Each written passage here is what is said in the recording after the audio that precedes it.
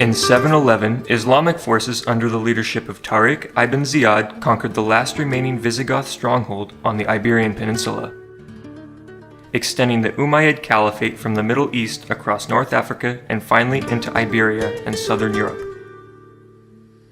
This period of Moorish domination between 711 to about 1031 became known as the Golden Age of Spanish Jewry.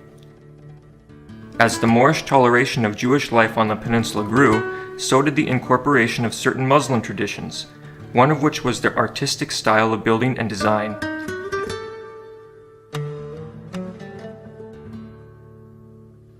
Historically, Jews weren't associated with a particular style of art. Some historians believe that this train of thought originates in the biblical world, which prohibits the making of graven images. In 1492, Granada, the last Islamic stronghold on the Iberian Peninsula, fell to the Kingdom of Spain, completing a 400-year-long crusade known as the Reconquista. That same year, Spanish monarchs King Ferdinand and Queen Isabella issued the Alhambra Decree, ordering the entire Jewish population of Spain to either convert to Catholicism or face forced expulsion. Much of the Moorish influence can still be seen today in many other parts of the world where Sephardic Jews settled following their expulsion in the form of art and architecture. In many cases, these buildings combine a certain degree of Islamic and Romanesque features, known as mudahar. Mudahar is a common architectural style in countries with a combination of Byzantine and Islamic influence, as was the case with Spain and Portugal. In many cases, buildings that showcase mudahar were built in Christian lands such as Aragon, Castile, Navarre, or Saragossa, all of which were cities north of Al-Andalus and other Muslim-controlled lands. After the expulsion, Sephardic Jews incorporated mudahar architectural designs in their buildings and synagogues.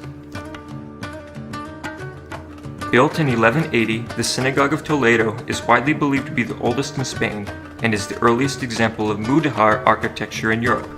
The synagogue incorporates a prayer room similar to that of many Muslim sanctuaries.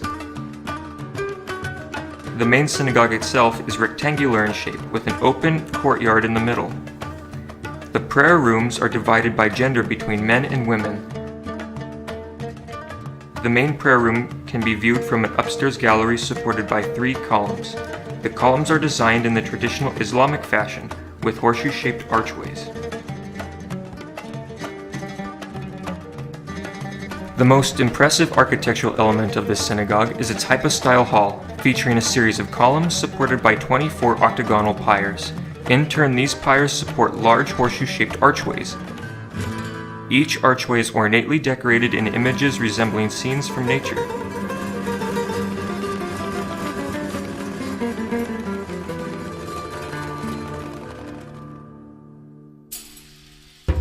Constructed between 1876 through 1878, Mikveh Israel was built to serve the small Jewish community in Savannah. Most have had a strong presence in the area since the early 16th century. The structure features traditional mudahar architecture in the form of its unique blending of Moorish and Gothic styles. The building is topped by an onion dome platform supported by 8 columns, arching in the traditional horseshoe shape so familiar on Islamic structures.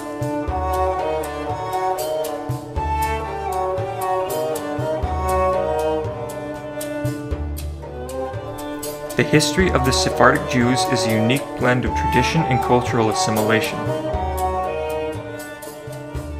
Although steeped in ancient customs, they nevertheless learned a great deal from those who lived around them.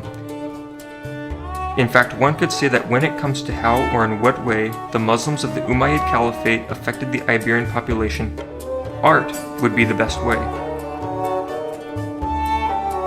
It was in architecture that the greatest impact can be viewed.